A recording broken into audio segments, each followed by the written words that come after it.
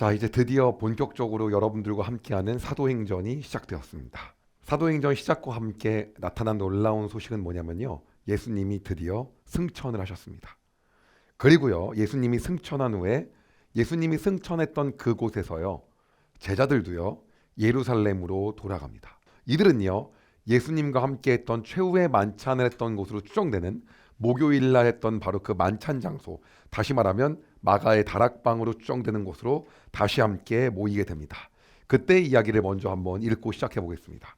사도행전 1장 13절입니다. 그들은 예루살렘에 들어와서 그들이 묵고 있던 다락방으로 올라갔습니다.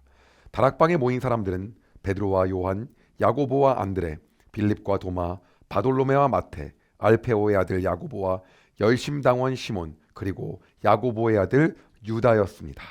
이들과 함께 있었던 사람들은 누가 있었냐면요, 예수님이 십자가에 못 박혀시고 죽으실 때, 그리고 부활하시고 나서 함께 있었던 여인들, 그리고 예수님의 형제들, 이들이 함께 있었어요.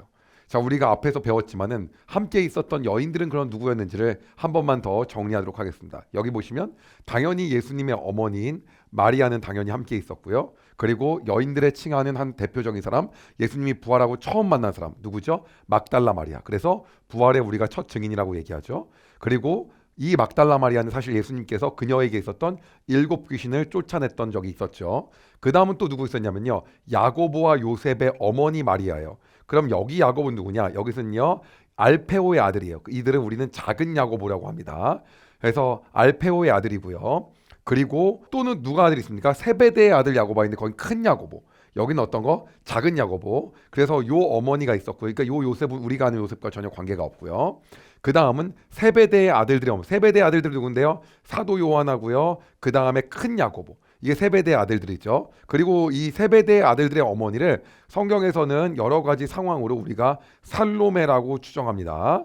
예, 어쨌든 간에 다른 구절에서 나오기 때문에. 그리고 글로바의 아내 마리아, 그래서 예수님을 친족으로 추정되는 사람, 이렇게가 우리가 보통 여자들이라고 하는 사람이에요. 그럼 예수님의 형제는 누구였습니까? 형제는요, 쭉 보면 4명이 있었는데 그 중에 핵심적인 인물 2명을 갖고 오면 예수님의 형제인 야고보가 있고요, 동생 중에서. 그 다음 유다가 있어요. 그러면 이 야고보는 누구냐? 아까 이야기했던 이 야고보와 다 별개예요. 여기 큰 야고보, 작은 야고보하고 또 다른 야고보예요. 그러니까 야고보가 3명인 거죠. 첫 번째 야고보는 누굽니까? 알페오의 아들 작은 야고보고요. 그 다음은 우리 사도 요한하고 항상 예수님의 뭐예요? 3제자 누구예요? 베드로, 야고보, 요한. 너네 따라와라. 맨날 3명 기억나죠? 거긴 큰 야고보예요. 그리고 예루살렘의 초대의 지도자였던 야고보는 누굽니까? 거기는 바로 누구냐면요, 예루살렘의 초대 예수님의 형제 야고보예요.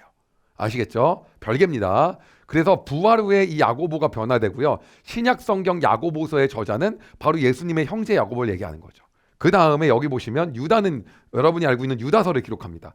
유다서는 거짓 교사들을 경고하고 믿음으로 지킬 것을 강조하면서 이들이 예수님의 형제라고 이야기가 되어 있습니다. 그래서 이들도 사실 예수님이 있을 때는 믿지 않다가 나중에 이제 회심을 하게 된 거죠. 그래서 이들이 이제 다 뭐 한 겁니까? 다 함께 예수님이 승천하신 후에 모이게 된 거예요. 자, 그리고요, 이제 며칠이 지납니다. 누가 이들의 모임을 주도하냐면요, 정말 놀라운 게요, 말도 안 됐던 이제 베드로가, 그 사고뭉치 예수님 3번 부인 베드로가 바로 이제 이 모임을 주도하면서 이야기하기 시작합니다. 베드로는 사도들을 대표하여 모임을 주도하였고요, 예수님이 예언하신 것처럼 바로 초대교회의 반석이 됩니다. 우리가 이 구절을 한번 보이겠습니다. 사도행전 1장 15절이에요. 며칠 후 약 120명쯤 되는 신자들이 한자리에 모였습니다. 베드로가 자리에 일어나 말했습니다. 그럼 베드로의 반석은 어디 나온 거였냐? 우리가 앞에서 사복음서 풀스토리에서 배웠지만 한 번 더 보면 바로 이 부분입니다. 마태복음 16장 18절이에요.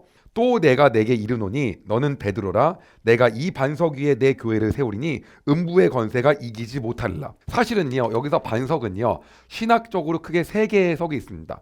첫 번째, 우리가 이 반석 있잖아요. 이 반석에 얘기하는 3개의 해석은 뭐냐? 1번은 뭐냐면 이게 베드로다라고 해석하는 거예요. 예, 그러기 때문에 우리가 천주교에서는 초대 교황을 누구라고 칭합니까? 베드로. 그래서 우리가 초대교회에서 이렇게 베드로가 활약했다라고 하기도 하고요. 두 번째는 베드로가 하는 증언을 갖다가 반석이라고, 증언. 주는 그리스도요 살아계신 하나님의 아들이나이다. 이걸 하자마자 뭡니까? 너는 반석이고 얘기했잖아요. 그러기 때문에 뭐예요? 바로 이 증언 자체가 반석이다. 이 증언 위에 교회를 세운 거다. 그리고 세 번째는요, 반석을 예수님이다라고 이야기하기도 합니다. 그래서 예수 그리스도 위에 교회를 세웠다. 그래서 어쨌든 간에 해석이 각각 달라요. 베드로가 이제 이때 놀라운 주도를 하면서 모인 자들에게 이야기를 하기 시작하는 거예요. 어떤 얘기를 하냐? 그게 사도행전 1장 16절에서 22절에 있습니다. 형제 여러분, 성령께서 다윗을 통해 유다에 관해 말씀하신 것 중에 유다가 예수님을 잡아간 사람들의 앞잡이가 될 것이라고 예언한 성경 말씀이 이루어졌습니다. 여러분 봐야 될 게 있어요. 어떤 얘기냐? 지금 베드로가 이야기를 할 때 여기 모인 사람들에게 가장 근거가 되는 건 뭡니까? 성경이에요. 근데 그 당시에 성경은요, 신약 성경이에요? 아니면 구약 성경이에요? 구약 성경이에요. 베드로가 봤던 건 구약 성경이죠. 그럼 구약에 나온 예언의 말씀이 예수 그리스도를 통해서 이루어졌다라고 하는 게 제일 최고예요. 그리고 이 당시에는 그 이루어진 거가 당연히 처음 설교였겠죠. 예수님에 관해 이루어졌다라는 거 이제 처음으로 한 설교가 되는 거예요. 그래서 어떻게 이루어졌는지를 이제 얘기하고 있는 거예요. 그 장면을 통해서 사람들이 놀랍게 반응하기 시작하는 거예요. 베드로의 설교를 좀 더 들어보겠습니다. 유다는 우리와 행동을 같이 했던 사람이며 우리처럼 사도직을 맡았던 사람이었습니다. 유다는 의롭지 못한 행동을 한 대가로 받은 돈으로 밭을 샀습니다. 그리고 바로 이 밭에서 거꾸로 떨어져 배가 터지고 창자가 밖으로 나온 채 죽었습니다. 예루살렘에 사는 사람이라면 누구나 이 소문을 들어 알고 있습니다. 그래서 사람들은 이 밭을 자기들 말로 아겔다마라고 부르고 있습니다. 아겔다마란 피의 밭이란 뜻입니다. 시편에 다음과 같이 기록되어 있습니다. 그의 집을 폐허로 만드시고, 그의 집은 유다의 처소에, 가론 유다의 처소 만드시고 아무도 그곳에 살지 못하게 하소서.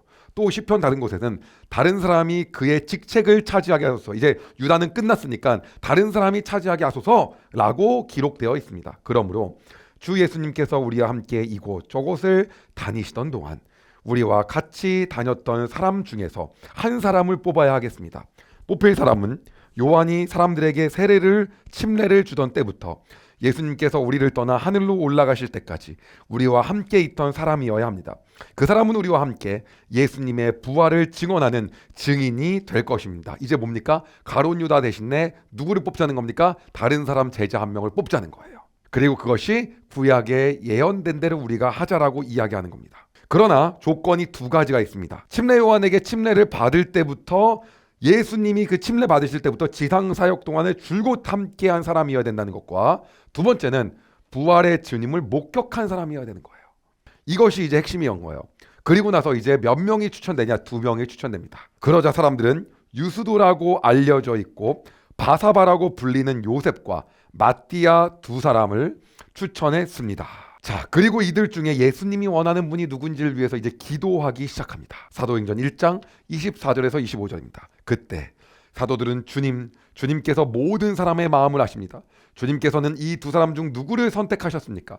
자기 직분을 떠나 자기가 원래 속했던 곳으로 간 유다를 대신해서 이 사도의 직분을 맡을 사람이 누구인지를 저희에게 보여주십시오 라고 기도했습니다. 이때는요, 성령께서 강림하시기 전이에요. 그렇기 때문에 뭐를 할까요? 성령께 구하는 것이 아니라 제비를 뽑습니다.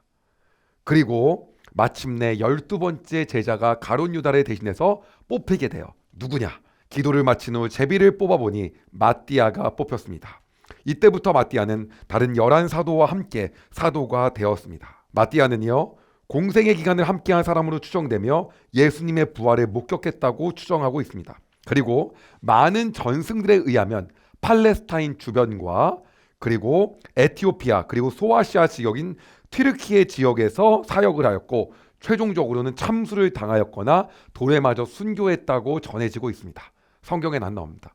그는 그러한 삶을 사도로서 살게 되는 거예요. 자, 이제 우리가 오늘의 이 내용을 마무리하면서 여러분과 함께 나눠야 될 것이 있습니다. 바로 그건 뭐냐면 하나님이 우리를 계획하신 것이 있고요. 그리고 그를 통해서 우리의 선택의 여지가 남아있는 부분이 있다는 거예요. 하나님은 우리를 선택하셨습니다. 어떻게요? 그가 죽으시고 부활하심을 통해서 우리에게 구원의 길을 여시고 우리를 선택하신 거예요. 우리가 뭡니까? 이제 주님께 반응해야 될 때예요. 그런데 문제는 어떤 거냐면요, 가룟 유다는 예수님을 배반했죠. 마띠아는요, 사도로서의 자격이 없지만 예수님과 계속해서 함께하는 시간들을 보냈습니다. 중요한 건 어떤 거냐면요, 계속해서 나오는 질문들이 이런 질문입니다. 어차피 예수님의 구속사역과 이 진리의 사역의 속에서 유다라는 사람이 배신을 해야지 이루어지는 거 아닙니까? 아담이 선악과를 따먹어야지 이 성경이 이루어지는 거 아닙니까? 아니죠. 만약에 그러한 사역이 이루어진다 하더라도요, 유다가 안 했다고 한다면 다른 사람이 했겠죠. 그런데 우리가 유다가 될 필요는 없다는 거죠. 거꾸로입니다. 우리가 아무런 직분이 없고 12명 안에 들어갔지는 않았지만은 우리가 어떻게 선택하며 나갈 수 있는 겁니까? 마띠아 같은 삶을 살 수 있는 거예요. 그러기 위해서 우리가 항상 해야 될 것이 있다는 거죠. 그것은 어떤 거냐면 이 악한 세력에 대하여 우리가 예수 그리스도의 이름으로 항상 선포하고 나가야 되는 거예요. 그것이 우리가 해야 된다는 것입니다.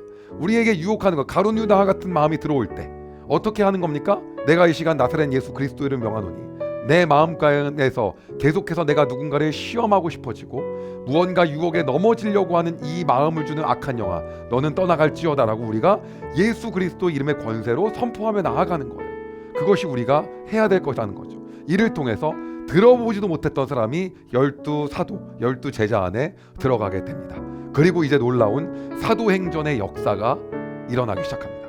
오늘 여러분의 삶 가운데 우리가 해야 되는 건 어떤 거냐면 바로 유다와 같은 삶이 아니라 마띠아와 같은 삶으로 나가야 된다라고 하는 거죠. 그리고 우리 안에 계속해서 예수님으로부터 떨어져 나갈 것 같은 그런 마음이 들 때마다 우리는 예수 그리스도의 이름으로 명하며 내 안에 여러 가지로 인해서 나를 계속해서 방해하고 시험 드는 세력을 향해 우리가 선포하며 나가야 된다는 거예요. 그것이 하나님의 계획 속에서 우리가 매 순간 선택하며 나아가야 된다는 거예요. 예수 그리스도를 의지하는 것밖에 답이 없다는 거예요. 제가 많은 청년들을 요새 만나고 있는데요. 저에게 질문하는 것이 이러한 상황 속에서 어떻게 됩니까? 이러한 죄악된 마음과 시험이 드는데 어떻게 됩니까? 우리의 의지로 안 될 때 있잖아요. 근데 우리의 의지로 안 되기 때문에 우리가 어떻게 합니까? 예수 그리스도의 이름으로 해야죠. 선포해야죠. 내가 이 시간 예수 그리스도를 명한다. 내 마음 가운데 불안한 마음, 우울한 마음, 불편한 마음, 힘든 마음, 어려운 마음, 나를 통해서 계속해서 정죄하는 마음, 내가 아무것도 아니다, 능력이 없다, 나는 여기서 이럴 자격이 없다라고 마음을 갖게 하는 이 악한 영아, 너는 이 시간 내가 나사렛 예수 그리스도를 명하노니 떠나갈지어다.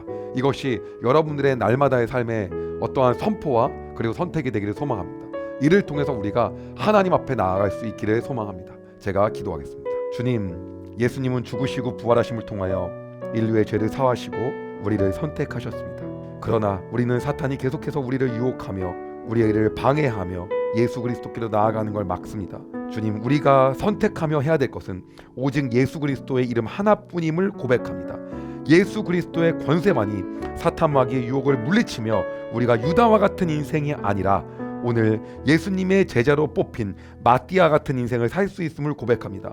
내가 예수님께 가는 것을 막으려고 하는 모든 것들에 대하여 사탄 마귀에게 선포하고 명령하며 예수 그리스도의 이름으로 명령하고 대적하는 그러한 삶을 살게 하여 주시옵소서.